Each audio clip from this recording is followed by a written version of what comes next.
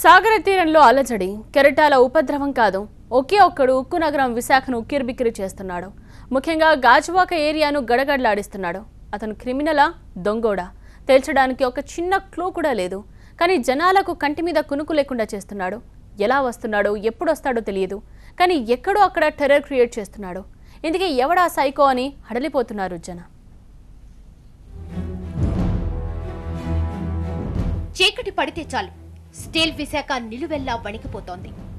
నిద్ర కరువైన జనం అర్ధరాత్రి గల్లీ గల్లీలో ఇలా గస్తీ తిరుగుతున్నారు. గుర్తు తెలియని ఓ వ్యక్తి గాజువాక ఏరియాలో జనాలకు నిద్ర లేకుండా చేస్తున్నాడు. ఎప్పుడొస్తాడో తెలియదు, ఎలా వస్తాడో తెలియదు, మొత్తానికి వస్తున్నాడు. ఇంటి కిటికీలే వాడి టార్గెట్. ఇల్లు ఎంతెత్తులో ఉన్నా సరే గబగబా పైకి ఎగబాగుతాడు. లాఘవంగా కిటికీ తెరుస్తాడు. మెష్ ఉంటే కత్తితో కసాబిసా కోసేస్తాడు. వాడు దొంగోడు కాదు. ఇంతవరకు చోరీ చేసిన దాఖలాలు లేవు. కానీ కిటికీ తెరిచి లోనికి చేతులు దూరుస్తాడు. కిటికీ పక్కన పడుకునే యువతులు, మహిళల దుస్తులను కట్ చేసేస్తున్నాడు. ఇదంతా భయపడుతున్నాం. వాళ్ళ ఇంట్లోకి వచ్చారని కాదు, ప్రతి చాలా చివరిని కూడా ఒక పెద్ద నైట్కి కోస్తాడు. మరి 3 ఇళ్లలో ఇలా జరిగిందండి. పిల్లలు కూడా అటు ఇటు తిరుగుతున్నారు. మరి ఎవరికి దొరకడం లేదు. అంటే ఏమనుకోలేము, దొంగోడని అనుకోలేము, మంచోడని అనుకోలేము. ఏంటి ఎవరైనా వస్తే ఏదో దొంగలించి పోతారు.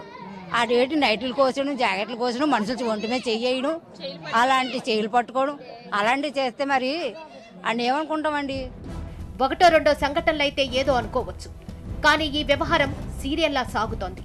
గత వినాయక చవితి నుంచి ఇదే వరుస. ఇది బొబ్బాటికి సైకోగాడి పనేనని భావిస్తున్నారు విశాఖ వాసులు. గంటన్నర 2 ప్రాంతంలోని విండో మాది ఆల్రెడీ ఓపెన్ అయి ఉన్నది, లాక్ చేసి లేదు, బట్ విండో క్లోజ్ చేసి ఉంది. ఆ విండో ఓపెన్ చేసి హైఫ్తోని డ్రెస్ కట్ చేయబోడికి వెంటనే లెగిసి మా మన్నయ్య అంటే లెగిసాడు. ఆ లెగిసి బయటకు వచ్చాడు. బయటకు వచ్చిన వెంటనే మేము వెంటనే గేట్లు అవన్నీ ఓపెన్ చేసుకున్న లోపు ఈ గోడ జంప్ చేసి వెంటనే పారిపోయాడు. వెంటనే మేము దగ్గర కంటిన్యూస్గా మనల్ని పట్టుకుందామని 1 వీక్ దగ్గర కప్పల కోసం రాత్రి 1:2 వరకు, కానీ ఏ రోజు మాకు దొరకలేదు. తర్వాత అప్పుడు ఆ 3 నెలల ముందు నుంచి కంటిన్యూస్గా ఇప్పటి వరకు కూడా కంటిన్యూస్గా అవుతుంది.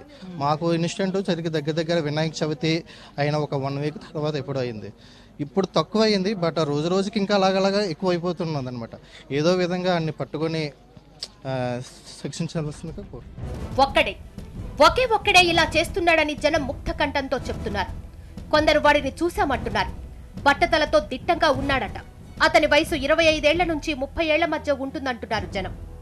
ఎవరో తెలియదండి. మరి ఆయనకి బట్టబొర ఉంటుంది, పొట్టుగా ఉన్నాడు, ఎర్రగా ఉన్నాడు, బయటని పడుకుంటాడు మేము.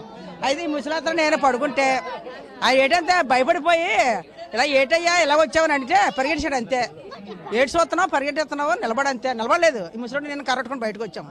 బయట ఇంకా కనపడమే. మళ్ళీ ఇంకిద్దరు మనుషులు తగులుకొచ్చారు మీద నుంచి. తగులుకొచ్చిన తర్వాత అడు కనపడలేదు. 25 కానీ 30 కానీ ఉంటుంది అంతే. మరి ఆ మనిషికి సన్నం పెట్టి కనపడరు కదా. అయితే చీకట్లోనే ఎవడో ఆవిడ ఎలాగ అయిపోయిందండి. ఇప్పుడేమో కర్ర ఒకటి, ఒక కారం అలా దగ్గరెట్టుకొని ఈ డోర్ కట్టిన ఇలా చూసి ఉన్నాడా లేదా చూసి బయటకు వస్తే పరిచేద్దాం, కారం కొట్టేసి కర్రతో వేసేద్దాం అని చేసి పెట్టుకుంటాం. అలాగని చేసి ఇప్పుడు ఎలా బతుకుతున్నాం. కానీ అసలు నిద్ర అంతే ఉండడం లేదండి. కత్తి ఒకటే కత్తి అది ఏంటి అంటారా, కత్తిరి ఉన్నాయి. మేము చూస్తే అనుకోరు. మరి ముచ్చులు వెళ్తానే బయటనే పట్టుకుంటున్నాం. బయటని పట్టుకుంటే తొలివాడు చూసానండి. అండి దాన్ని ఎలా మన బలమంది నెక్కబడికి అన్నపడ మళ్ళీ ఎరకెళ్ళాను. అప్పుడు అనపడలేదు. మళ్ళీ మా పెద్దోడి ఇంటికి వెళ్ళాను, అక్కడ అనపడలేదు. మరి ఎంత మాయ అయిపోండి. మాయ అప్పటి నుంచి నిద్ర రాకుంటుంది.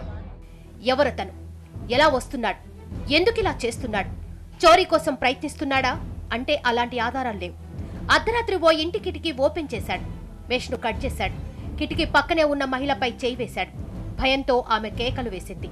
భర్త నిద్ర లేచాడు. ఇద్దరు లేచి కిటికీ వైపు చూశారు. బయటకొచ్చి వెతికారు. కానీ అగంతకుడు కనిపించలేదు. పరారయ్యాడు. నిందితుడు పైప్ లైన్ ద్వారా కిటికీ దగ్గరకు వచ్చాడని గుర్తించారు. పైప్ లైన్ పై నిందితుడు కాలిముద్రలు ఇప్పటికీ అలానే ఉన్నాయి.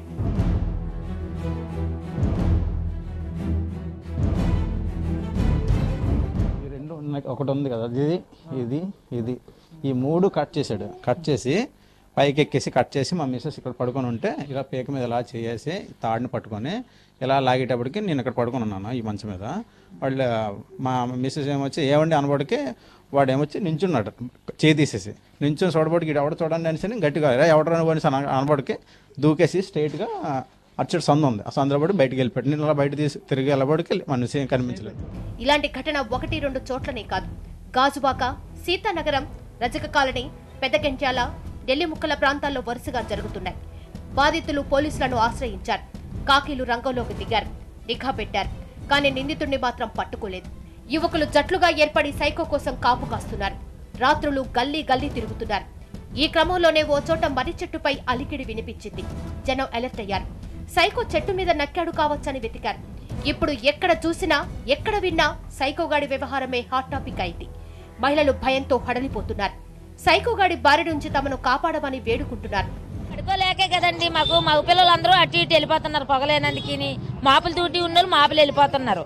అయితే ఇప్పుడు ఉన్నాళ్ళు మా ఆడవాళ్ళు ఉన్నందుకు కలిగి నాకు మాకు చాలా భయంగా ఉంటుంది. ఇంకా ఎలా బతకాలంటే ఇంక ఇప్పుడు నుండి ఇలా గుండెకాయలు పెట్టుకుని నొట్టుకొని అలా ఉండాలి. ఇది కార్తీక సోమవారాల ముందు నుంచి జరుగుతుంది.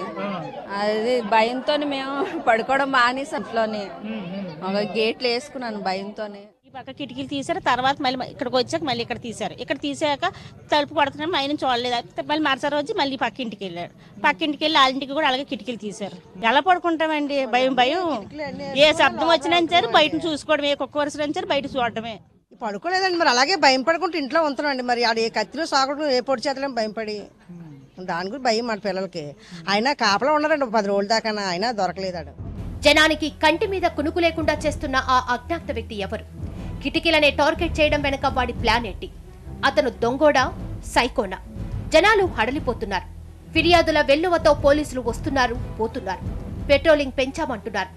కానీ మెయిన్ రోడ్ పైనే రౌండేసి వెళ్తున్నారు. గల్లీల్లో కూడా పెట్రోలింగ్ నిర్వహించాలని కోరుతున్నారు కాలనీ వాసులు.